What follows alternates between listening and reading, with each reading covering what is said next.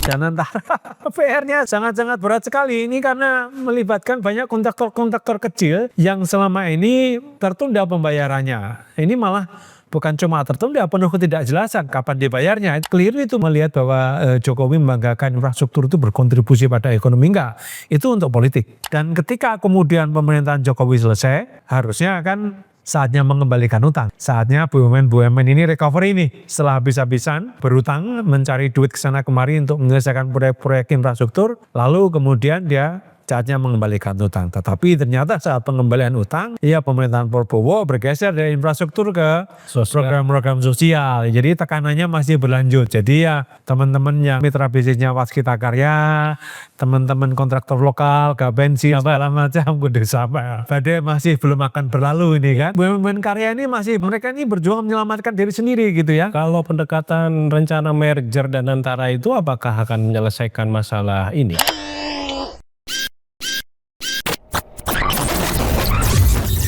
Halo sahabat integritas, jumpa lagi di kanal 1 Visi Utama program Buka Kartu. Topik kita hari ini adalah cara mati cepat ala BUMN karya.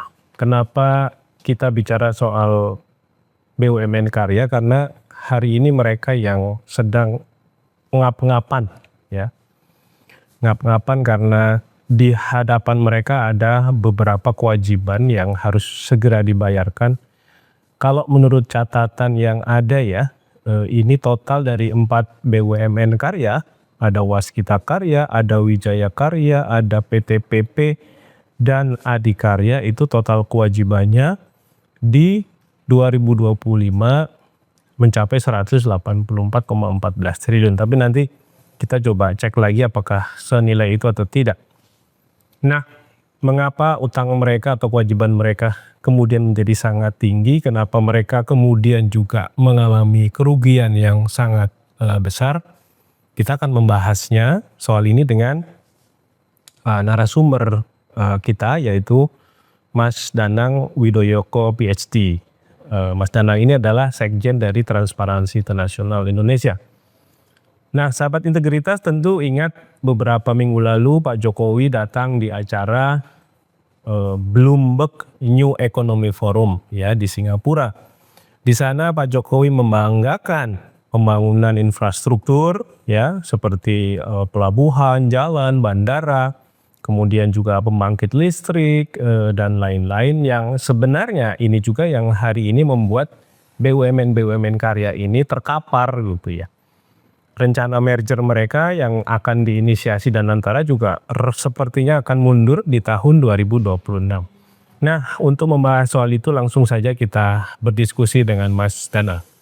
Mas Danang, ya. Ini BUMN karya, mesti ya punya karya karena juga kita tahu sebenarnya track record mereka juga nggak jelek-jelek amat. Oh enggak, sebelumnya sangat bagus. Sebelumnya sangat bagus, mereka dapat project juga di berbagai negara ya. Oh ya, terutama Wijaya Karya yang sebenarnya banyak ekspansi itu luar negeri. Tapi kan sekarang mereka minus ya laporan.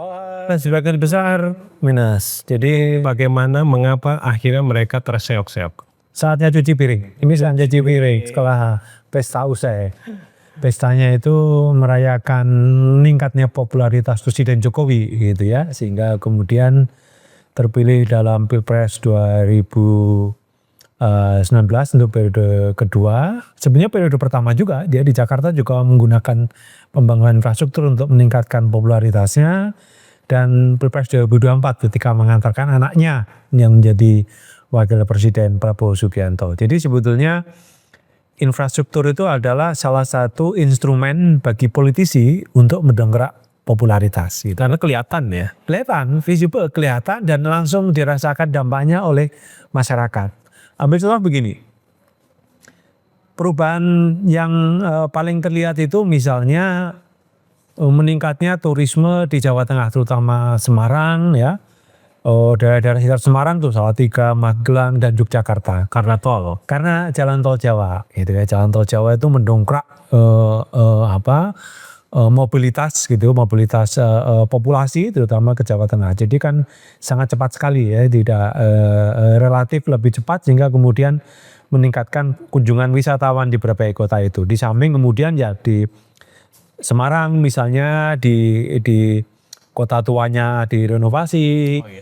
Yogyakarta makin padat. Ini kota teman-teman di Jogja itu mengeluh kalau Apalagi hari libur jangan ke pusat kota gitu ya. apalagi sekarang mau tembus ya jalan tolnya juga kan? Kemana? Dari Semarang Bawen Jogja. Oh ya, ya. Sekarang kan baru sampai dari Semarang ke Solo, Solo ke Ngawi ke Jawa Timur. Sekarang sedang dibangun tol dari Solo itu sebenarnya rencana ke Jogja, gitu ya. Sudah sampai Delanggu gitu, sampai Prambanan pintu keluarnya. Sebenarnya sudah tinggal masuk kota Jogja nih sebenarnya, sudah sangat dekat gitu. Jadi itu mendongkrak wisatawan, meningkatkan ya dampak lainnya tentu ekonomi meningkat walaupun kemacetan juga akan makin parah di Jogja, Solo dan Kalau sekitar. Jawa Timur rata-rata lari ke Banyuwangi ya. Belum nyambung. Ini juga dalam beberapa tahun ini kemungkinan akan langsung nyambung. Jadi tol Jawa ini yang terakhir ini Probowangi kan, Probolinggo Banyuwangi. Ini yang fase terakhir dari Trans Jawa. Dan yang menuntaskan Trans Jawa itu sebetulnya ada dua, Jasa Marga dan Waskita Karya. Ini 2 BUMN karya tadi ya. Satu enggak, Jasa Marga kan bukan karya. Jasa Marga hari-hari ini keuangannya tidak memburuk karena dia menggunakan asetnya. Dia kontribusi hanya asetnya. Sementara Waskita Karya dia memburuk karena dia berkontribusi pada finansial juga. Dia harus right issue, lalu kemudian menerbitkan surat utang yang Intinya cari gagal bayar. sendiri lah. Cari uang sendiri. Nah ini yang kemudian membuat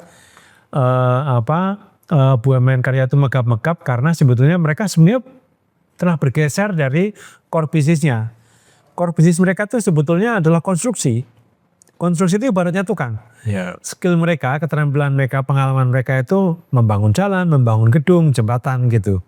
Sekarang harus menjadi investor juga karena dia harus mencari pendanaan agar dia bisa membangun jalan, membangun gedung. Kalau perusahaan konstruksi itu kan dia mengerjakan proyek yang akan dibayari oleh kliennya. Kliennya itu bisa pemerintah, bisa perusahaan swasta gitu. Tapi setelah selesai dia akan dibayar atau donor internasional ya atau proyek-proyek internasional.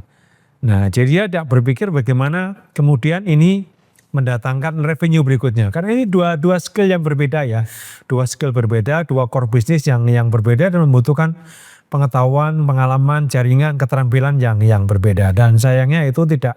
Dan di era Jokowi itu yang dipaksakan. Dipaksakan kepada BUMN karya. Jadi BUMN karya itu Waskita itu kan dipaksa menjadi investor jalan tol. Dia harus memikirkan bagaimana meningkatkan internal rate of return. Jadi supaya di infrastruktur itu kan ada tinggal IRR-nya. Apakah IRR-nya tinggi atau tidak. Internal rate of return itu menggambarkan kalau begitu proyek itu terbangun lalu kemudian konsumennya cukup banyak lalu kemudian bisa mengembalikan biaya investasinya gitu. Nah itu kan sebetulnya bukan pengetahuan bukan keterampilan Waskita Karya. Waskita Karya begitu selesai udah tunggu pembayaran.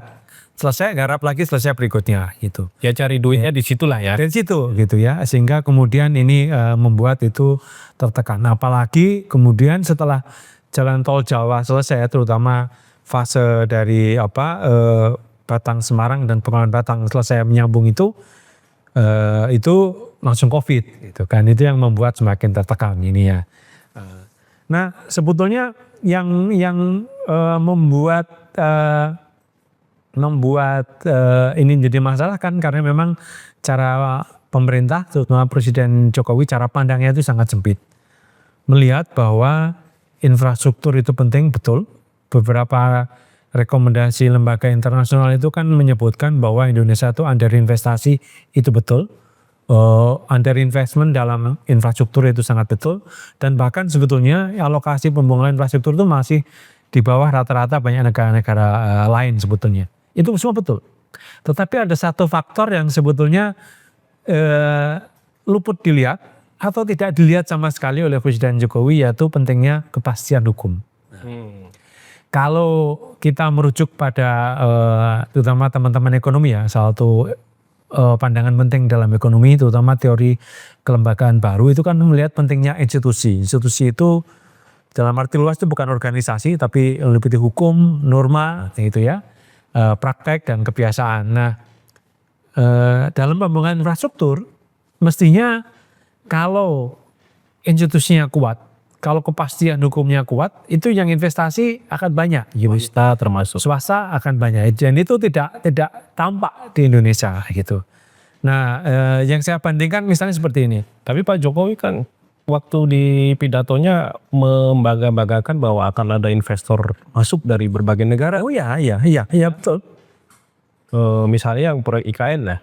Oh, dari Singapura sekian, dari Qatar sekian, dari Uni Emirat sekian. Ya, sayangnya tidak terrealisir itu ya. Karena beliau tuh ya kita mesti memahami keterbatasan dia ngelihat infrastruktur, lihat barang yang ada di depan mata gitu ya. Sementara kalau ngomong kepastian hukum kan bukan sesuatu yang tampak ya depan mata, tapi itu menstrukturkan, itu mempengaruhi cara berpikir kita, cara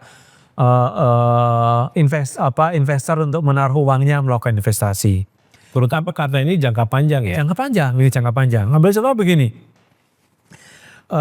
Ini dibangun pada saat yang sama. Satu LRT Jabodebek yang adikarya dengan LRT-nya di kota Canberra.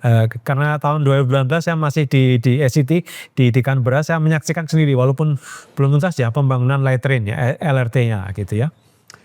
LRT Canberra itu pendanaannya itu dari pemerintah ada, dari kota pemerintah SCT, pemerintah provinsi negara bagian Australian Capital Territory-nya ada, pemerintah federalnya, pemerintah pusatnya ada, tetapi investornya, wah macam-macam nih kan, ada Aberdeen Infrastructure Investment, investor global masuk semuanya, itu ada Mitsubishi dari Financial Group dari Jepang juga masuk, ada CIMIC Group Companies, kemudian Mitsubishi Corporation, ini juga macam-macam. Jadi dari mana-mana yang masuk ke sana, jadi mereka percaya. Dari Eropa untuk konstruksinya dari Spanyol gitu kan, pemeliharaan keretanya dari Deutsche Bahn, dari Deutsche Bahn itu kereta ini di Jerman. Jadi dari mana-mana masuk ini ya kan, Sehingga ini ringan ya. Jadi lebih ringan bebannya gitu, risikonya berat karena beban finansialnya berat, tetapi kan ini disokong dari berbagai macam lembaga investasi dari lokal dan internasional sehingga bebannya lebih ringan. Sementara Jabodebek, LRT Jabodebek itu disokong oleh adikarya yang mendapatkan pendanaan dari penyertaan modal negara, lalu right issue menerbitkan saham dan kemudian menerbitkan obligasi gitu ya. Lalu kemudian itu menjadi leverage juga untuk mendapatkan KRI dari bank. Tapi yang mendanai Bank Mandiri, Himbara Bank BNI ya, sama BPD Papua dan BPD Sumatera Utara gitu ya. Jadi ya pemain lokal semuanya, kemudian bebannya ditanggung oleh bank-bank lokal, bank-bank himbara gitu. Nah ini kemudian semua plat merah. Ini kan saya nggak yakin Bank Mandiri, analis kredit Bank Mandiri atau BNI itu melakukan analis nih dengan cukup independen dan otonom gitu. Saya nggak yakin gitu ya. Ini seperti ada penugasan yang harus mereka jalankan karena sebagai bank milik negara gitu ya. Nah ini yang kemudian membuat ini tampak di sini betapa kepastian hukum itu menjadi persoalan. Artinya dari sisi investasi tidak bisa mengundang investor global untuk turut mendanai. Gitu ya. Ya sampai sekarang untungnya adikarya belum merah keuangannya, gitu ya. Tetapi bebannya tentu berat ya. Jadi kewajibannya itu meningkat ya. Kalau kita lihat liability-nya pada meningkat pesat setelah pada sebelum masa Jokowi hingga sekarang. Kalau saya hitung misalnya, cara-cara ngitungnya adalah kita melihatnya dari debt equity ratio. Jadi perbandingan antara liabilitas dibandingkan kewajiban dibandingkan modalnya gitu ya. Itu meningkat pesat semuanya gitu ya. Dari yang sebetulnya membaik kemudian menjadi merah semuanya gitu. Yang memang paling berat tentu adalah Wijaya Karya dan Waskita Karya, karena mereka ini yang mendanai pertemuan kita sebelumnya. Wijaya Karya itu kan mendanai ketua konsorsium KCIC. Jadi PT Pilar Sinergi BUMN Indonesia yang menjadi konsorsium lokal dari kereta cepat Jakarta Bandung gitu ya, WUS gitu ya.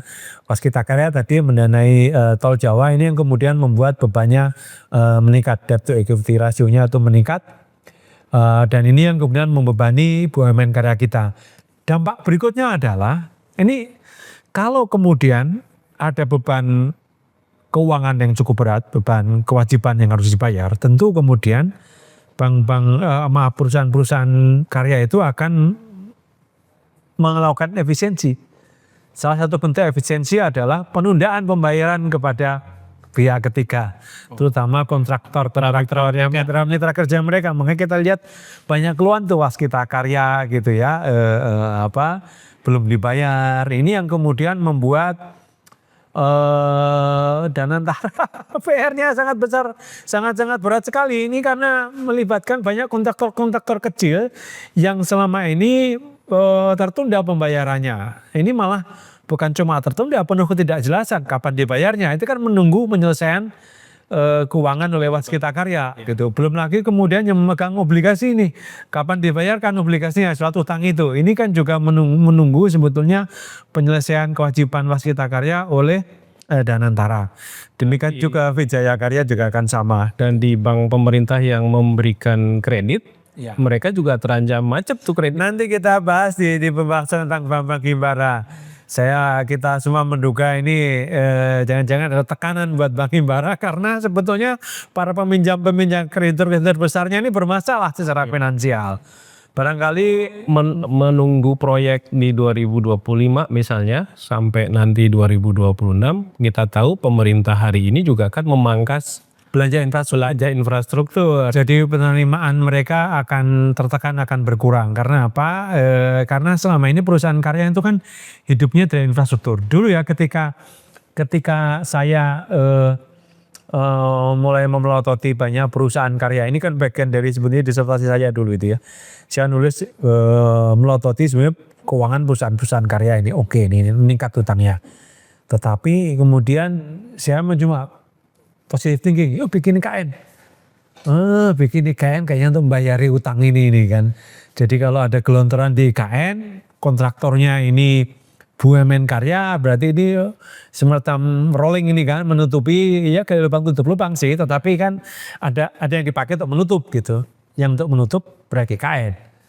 Ternyata proyek IKN nggak berlanjut. Maksudnya komitmen pemerintahan Prabowo tidak seperti yang saya bayangkan sebelumnya gitu ya. Malah saya tidak tahu, malah anggarannya tahun ini dikurangi drastis gitu kan. Artinya beban potensi penerimaan dari IKN itu merosot drastis. Kemudian kedua, belanja infrastruktur berkurang drastis juga karena dialihkan untuk proyek-proyek sosial seperti MBG atau belanja senjata, food estate, dan program-program sosial pemerintahan Prabowo gitu. Jadi di politik ini kan sebenarnya cara untuk meningkatkan popularitas itu bagi pemimpin itu kan kalau Jokowi infrastruktur, kalau Prabowo ini kan belanja sosial. Belanja sosial ya, belanja sosialnya melalui Koperasi Merah MBG, Koperasi Merah Putih, sekolah rakyat itu kan dapat memberikan benefit langsung kepada pemilihnya. Dan ini ada bom waktu juga Mas, proyek perumahan 3 juta itu. Perumahan 3 juta 130 triliun.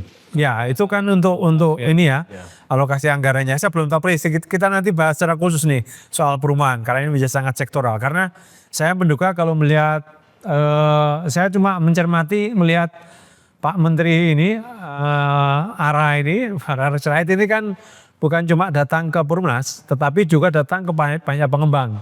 Juga ke beberapa, terutama Pemprov DKI yang dianggap punya uang kan. Artinya akan ada banyak pihak juga yang diminta chip in, masukin investasi ke perumahan untuk memenuhi target sekian juta rumah yang dibangun pada pemerintahan Prabowo. Ini program populis gitu ya, dan ini sepertinya belum jalan karena belanja infrastruktur berkurang. Akibatnya apa? Akibatnya penerimaan dari BUMN karya itu akan semakin berkurang. Belum lagi kemudian dampak ikutan berikutnya yang sebenarnya sudah mulai dirasakan sebetulnya adalah banyak BUMN karya ini mengambil proyek-proyek kecil. Ini bikin rekan-rekan di Gapensi, marah-marah. Kontraktor kecil. Kontraktor kecil marah-marah karena kuenya diambil oleh yang besar. Jadi di karya ini kan ada pembagian pasarnya ya, ada pembagian pasarnya. Sebenarnya yang Pembagian pasar BUMN ini top 10 lah mesti. Gede-gede, malah bukan cuma top 10, top 5, top 6 ini. Karena itu meninggalkan jauh di bawah kontraktor swasta yang lainnya gitu ya. Kalau swasta mungkin yang kuat Tata ya.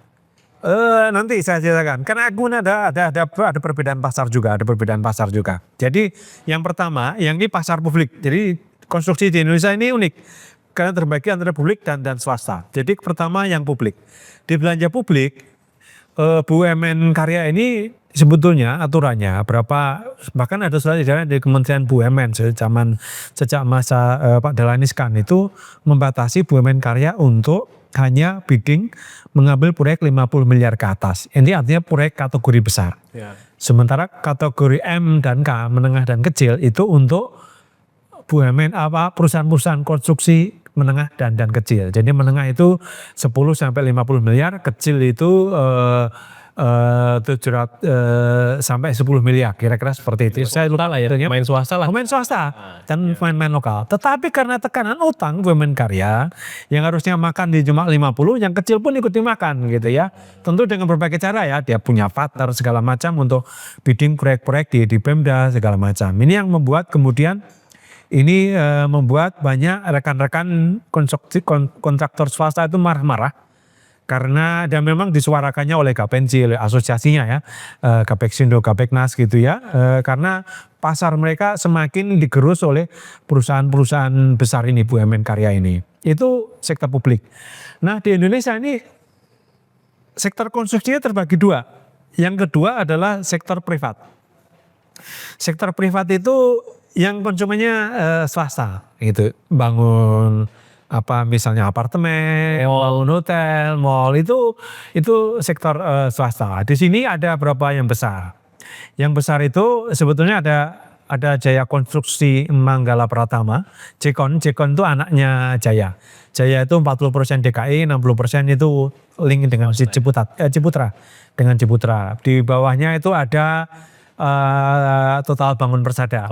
Total itu yang bannernya ada di mana-mana itu ya, di apartemen-apartemen di pusat-pusat kota. Jadi mereka banyak ngambil di kontrak-kontrak swasta gitu ya.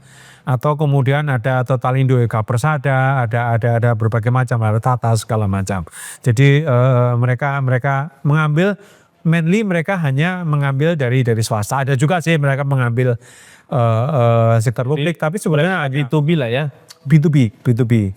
Karena di B2B itu marketnya beda. Jadi kalau di pemerintah itu, sektor publik itu, konstruksi publik itu, ini returnnya kecil, tetapi pasti dibayar. Kalau pemerintah kan pasti dibayar, walaupun bayarnya mungkin belakangan ya. Tapi karena kantornya kompetitif segala macam jadi kecil, belum lagi ada banyak kong kali kongnya lah. Jadi sektor yang rawan korupsi itu bukan cuma sumber daya alam, yang kedua juga konstruksi.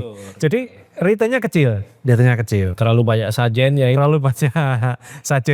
Gitu kan. Sementara kalau di swasta tidak banyak sajennya. Tetapi pada akhirnya mereka harus hitung risikonya juga.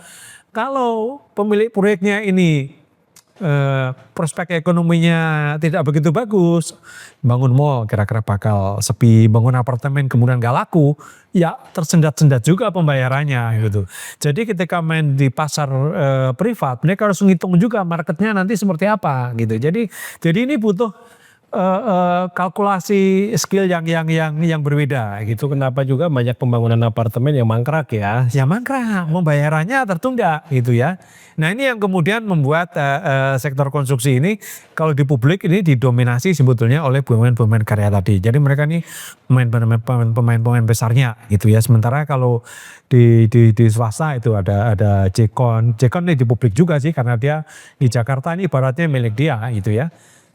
Di Pemprov Jakarta itu milik dia. Malah dulu di kasus yang terkenal ini, kasus Nasaruddin itu terungkap di persidangan bagaimana BUMN ini semacam membuat kartel gitu ya. Jadi membatasi ini. Jadi Nasaruddin mengatakan ini ya PT PP nanti yang menang, nanti kemudian Jekon, Waskita segala macam ikutlah ngatur itu. Jadi pasarnya diatur gitu ya. Jadi dalam disertasi saya tuh menemukan praktek kartel BUMN ya. Jadi Kayak oligopoli jadinya ya. ya kan pemainnya mereka-mereka aja gitu. Jadi kalau di dalam teorinya sebetulnya di pasar konstruksi besar nggak perlu tender. Nggak ada tender. Tidak perlu tender terbuka, tender terbatas saja, langsung pemain-pemain besar aja. Kan cuma 5 BUMN, Utama Karya, Adikarya, Wijaya Karya, Waskita, Pembangunan Perumahan, Jekon, atau kemudian tambah ya BUMN lain India Karya gitu ya. Kurang dari 10 lah gitu ya. Itu udah perlu tender terbuka, harusnya tender yang terbatas gitu. Jadi langsung beauty contest saja, lu kasih harga berapa untuk proyek ini gitu ya. Tender terbuka malah dengan gampang diakali oleh para BUMN ini karena mereka bilang arisan gitu ya. Jadi kembali kepada proyek infrastruktur kita. Jadi ini yang kemudian membuat BUMN kita sebetulnya karena kepastian hukumnya kita sangat rendah ya. Ada persoalan dengan kepastian hukum ya. Sehingga kemudian BUMN kita ini ongkosnya banyak, tidak efisien ya. Dibandingkan dengan swasta itu tidak efisien sebetulnya. Returnnya kecil karena ya banyak menservis sana sini gitu ya. Terus kemudian ini juga berkontribusi kepada tingginya ICOR kita. ICOR itu incremental capital output ratio, itu mengukur sebetulnya seberapa efisien investasi kita. Jadi kalau ICOR-nya tinggi, kita di tahun 2023 catatannya sampai 6 gitu. Harusnya di banyak negara lain itu bisa 5 atau 4 gitu. Ini yang malah di Asia Tenggara pun kita sangat tinggi. Akibatnya tidak efisien proyek-proyek Itu penanda ada korupsi sebenarnya. Sebetulnya menggambarkan korupsi kan susah diukur ya, atau mengukur korupsi di ICOR. Jadi proyeknya banyak, besar, tapi kemudian outputnya itu tidak berkontribusi pada ekonomi gitu ya. Itu yang menjelaskan misalnya mengapa Bendera Kertajati kemudian ya jadi tempat angon ini kan. Kalau di foto kan tempat orang angon binatang. Angon bahasa Indonesia apa ya, maaf ini. Ya mencari rumput lah, sapi mencari rumput gitu ya, ataupun untuk bikin mungkin wedding penggembala gitu ya. Bukan untuk ini, walaupun saya pikir ketika tolnya jadi rame, nyata nggak rame juga gitu. Nggak berhasil juga. Itu yang Kulon Progo juga kan tidak terlalu ramai. Karena jalan tolnya belum siap juga gitu, tapi dipaksakan kan di Kulon Progo gitu ya. Nah itu kemudian orang memilih untuk naik kereta kan. Naik kereta pilihannya karena tolnya belum siap. Ini yang kemudian ini. Jadi pertimbangan politik. Jadi mengapa sih tidak berkontribusi pada ekonomi? Keliru itu melihat bahwa Jokowi membanggakan infrastruktur itu berkontribusi pada ekonomi. Enggak, itu untuk politik. Ya, untuk konsumsi politik dalam negeri. Karena misalnya Kertajati, mengapa Kertajati dipaksakan dibangun? Ini saya kira kerjasama waktu itu akhir mau selesai kan. Kan dia dorong istrinya untuk maju di Jawa Barat. Kan kalau membangun infrastruktur di daerah itu kan Pemda harus kontribusi lahan, pemerintah pusat melalui BUMN kontribusi pendanaan pembangunannya. Nah Jokowi di Jawa Barat kan jeblok nih. Dia mulai tunjukkan. Jadi ketemulah kepentingan gubernur yang mau selesai dan Jokowi ingin maju di periode kedua gitu ya. Atau kemudian kereta cepat, kan jauh dibangga-banggakan Indonesia adalah negara pertama di Asia Tenggara ya, yang punya kereta cepat. Sebenarnya tidak masuk akal karena sampai sekarang pun Australia nggak punya kereta cepat, Amerika sebenarnya juga nggak punya kereta cepat dan nggak masalah juga gitu ya. Itu kan untuk konsumsi dalam negeri, konsumsi politik, bahwa itu dibanggakan untuk meningkatkan popularitas gitu, bukan berkontribusi pada pertumbuhan ekonomi gitu ya. Jadi itu yang membuat pembangunan infrastruktur kita bermasalah. Dan ketika kemudian pemerintahan Jokowi selesai, harusnya kan saatnya mengembalikan utang kan gitu ya. Saatnya BUMN ini recovery nih setelah habis-habisan berutang mencari duit kesana kemari untuk menyelesaikan proyek-proyek infrastruktur. Lalu kemudian dia saatnya mengembalikan utang. Tetapi ternyata saat pengembalian utang, ya pemerintahan Prabowo bergeser dari infrastruktur ke program-program sosial. Jadi tekanannya masih berlanjut. Jadi ya teman-teman yang kontraktornya mitra bisnisnya Waskita Karya, teman-teman kontraktor lokal, Gabensi segala macam gede sama. Badai masih belum akan berlalu ini kan. Jadi karena nilai utangnya tinggi juga soalnya. Nilai utangnya tinggi. Jadi BUMN Karya ini masih berjuang untuk mereka ini berjuang menyelamatkan diri sendiri gitu ya. Kalau pendekatan rencana merger dan antara itu apakah akan menyelesaikan masalah ini?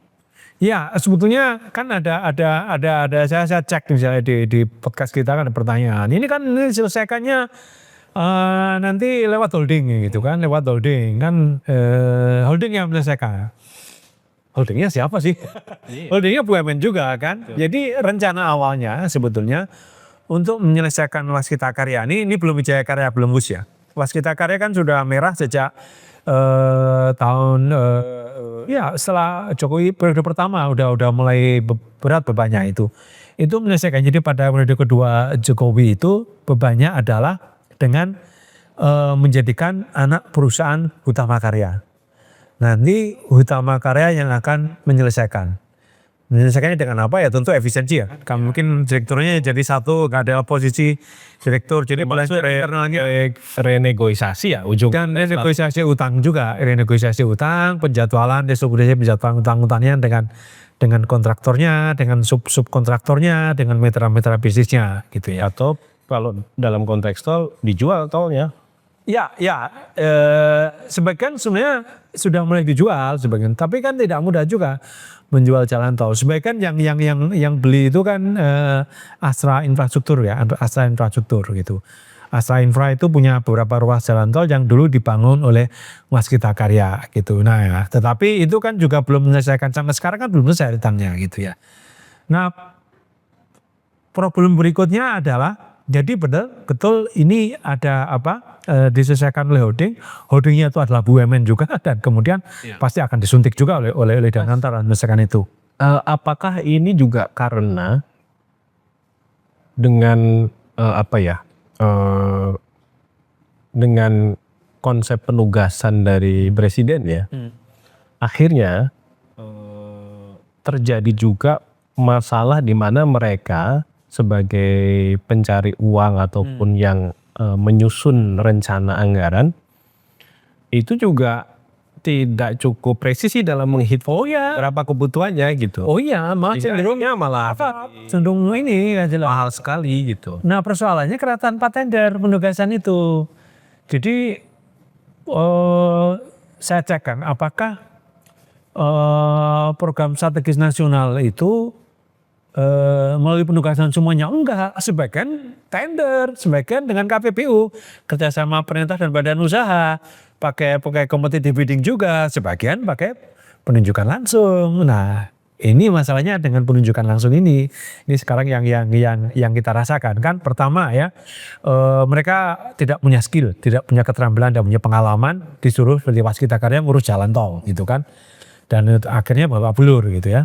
Kemudian yang kedua, karena tanpa tender, jadi mereka nyusun harga segala macam, pemerintah tidak punya perbandingan apakah ini harga disusun dengan betul gitu ya, karena tidak ada lawan tandingnya. Kalau kompetisi tender itu kan sebetulnya dalam perspektif yang positif, tender kan mendorong orang, kontraktor itu yang biddernya, yang mengajukan harga itu kan memberikan harga semurah-murahnya dengan spek teknis yang sebaik-baiknya gitu. Nah, kalau penunjukan langsung, kalau penugasan seperti ini, pemerintah tidak punya perbandingan, jadi akhirnya mahal. Belum lagi kemudian kelembagaannya terungkap, kemudian kan banyaknya kasus korupsi di Waskita Karya gitu ya, berulang kali terbongkar pakai proyek fiktif segala macam, dan saya kan kita pernah ke Waskita dulu tampak ogah-ogahan ketika diajak ngomong integritas bisnis gitu kan. Jadi memang itu bukan core business mereka gitu ya. Jadi saya dan Anton pernah ngobrol dengan orang-orang Waskita Karya gitu ya. Dan tampak mereka agak enggan ketika bicara soal integritas bisnis. Memang tidak berlanjut. Dan ya otomatis dan bagi mereka menyelesaikan kasus korupsi adalah ya cara belakang itu, makanya kemudian diundanglah APH menjadi komisaris gitu kan. Komisaris selangnya saya ingat tidak berjalan dengan baik atau mungkin sekarang sudah berjalan, saya tidak tahu gitu kan. Jadi makanya di banyak BUMN itu kan komisarisnya itu bukan cuma politisi, ada juga penegak hukum. Untuk apa sih jaksa polisi ada di sana? Ya nyegatin kasus-kasus korupsi seperti ini supaya nggak berlanjut. Itu kan menunjukkan sebetulnya undang mereka jadi narasumber, tapi honornya itu tidak masuk akal. Ya, itu salah satu cara lah, untuk menghentikan kasus korupsi ya. Tapi itu kan menunjukkan bahwa tata kelola buruk sebetulnya. Nah, bagaimana mungkin perusahaan dengan tata kelola buruk didorong untuk menyelesaikan proyek-proyek besar gitu kan. Harusnya kan itu jadi pertimbangan kan. Ketika memberikan kredit kan harusnya due diligence. Ketika Jadi memberikan malah due diligence. kayak peluang nih ya untuk ngambil banyak-banyak. Nah, jadi ada moral hazard sebetulnya, ada bahasa lain moral hazard atau peluang untuk mencari rente dengan proyek-proyek penugasan yang tanpa tender, tanpa due diligence. Jadi dalam soal ini nggak punya Dia tidak berpikir panjang, dia yang penting kan periode pertama 2019 harus selesai semua ini proyek. Kan ingat 2019 tol Jawa itu sudah tersambung sampai ke Jawa Timur malah gitu kan, sampai ke Probolinggo. Itu sebelum Pilpres 2019. Ukurannya itu. Bukan apakah ini nanti menjadi berkontribusi supaya atau perusahaan jadi sehat, enggak juga, enggak itu. supaya itu terkonversi dalam suara ya. Dalam suara pertimbangannya itu gitu ya. Apakah kemudian misalnya Bandara Kertajati itu kemudian mendorong meningkatnya pengguna penerbangan di kawasan Purwakarta, Cirebon dan segala macam, enggak juga. Yang penting 2019 kan ketemu dengan akhirnya waktu itu mau mendorong istrinya jadi gubernur Jabar ya. Ternyata Apalagi Purwakarta ke Jakarta naik tol cuma 3 jam juga. ya itu yang menjadi PR bagi kita, resiko yang harus kita bayar hari ini adalah bagaimana proyek-proyek infrastruktur yang digunakan sebetulnya untuk sebagai instrumen politik ya akhirnya menjadi kuburan bagi banyak perusahaan-perusahaan karya. Ini sebenarnya perusahaan ini bagus-bagus semua sebelum Waskita Karya itu pernah menjadi pasiennya PT PPA. Jadi perusahaan yang bermasalah dulu itu kan dimasukkan ke PT Perusahaan Pengelola Aset. PT PPA ini kelanjutan dari BPPN. Kalau masih ingat krisis tahun 98 itu kan pemerintah membentuk Badan Penyihatan Perbankan Nasional BTPN. 2004 atau 2005 selesai lalu dikonversi teruskan menjadi PT PPA. PT PPA ini semacam rumah sakit lah bagi banyak BUMN sakit. Nah, Waskita Karya pernah sakit di masuk perawatan PPA. Tahun saya lupa 2012, 2013 dia sehat, dia listing, dia menjadi perusahaan publik dan bagus sampai kemudian dia jeblok ketika mendapatkan penugasan di pemerintahan Jokowi. Dia mulai jeblok keuangannya tahun 2019 masih bagus dari 2020. Jadi akhir periode pertama Jokowi dia mulai merah ini ya. Selesai menjalankan tugas Jokowi. Nindya Karya, satu perusahaan BUMN lain itu pernah menjadi pasien PPA, pasien agak panjang sampai sekarang malah. Kemudian PPA ini kan pasien KPK juga, kalau pasien KPK juga. Dia salah satu perusahaan yang kena sanksi KPK, pidana korporasi, karena terlibat kasus korupsi. Jadi di PT PPA dia restrukturisasi, tampaknya belum selesai nih. Sampai akhirnya PPA berada di bawah holdingnya Dana Reksa. Jadi dia anak perusahaannya Dana Reksa sekarang, PT Nindya Karya gitu. Ini kita belum ngomong soal BUMN asuransi ya. Lain lagi ini dan raksanya macam-macam dia. Ada konstruksinya juga, ada keuangannya juga di situ. Karena dia berperan sebagai holding kan dan ya Nindya Karya belum sepenuhnya sehat. Nah, persoalan lain sebetulnya bagi rencana penyelesaian utang-utang ini adalah sebetulnya solusinya merger atau akuisisi beberapa perusahaan taruh di bawah holding. Betul, itu secara finansial itu make sense, oke gitu ya untuk menyelesaikan utang-utang ini. Tetapi bagi pasar konstruksi itu menjadi persoalan. Terutama PU sempat Menteri PU yang dulu Pak Basuki menolak karena kalau di merger nggak ada kompetisi, terlalu besar.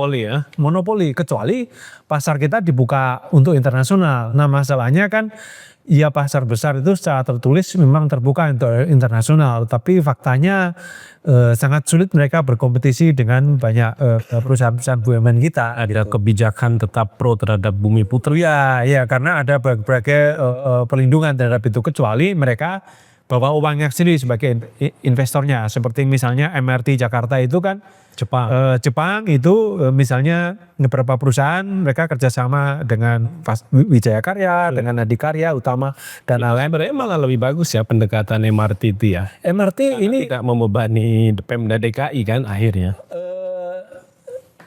Ini bedanya Cina dengan Jepang.